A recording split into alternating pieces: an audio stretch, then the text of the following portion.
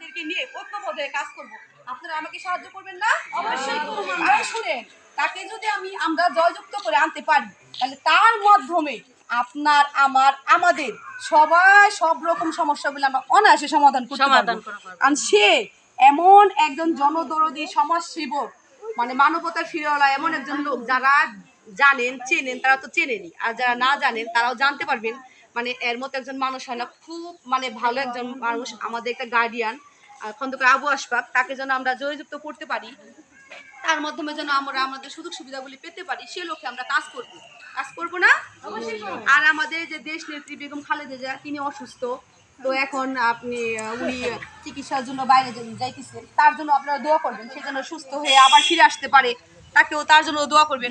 আমাদের acting chairman Tarique Rahman, সে যেন অতি দ্রুত আমাদের মাঝে ফিরে আসতে পারে, সে লক্ষ্যেও আপনারা কাজ করে দোয়া করবেন না?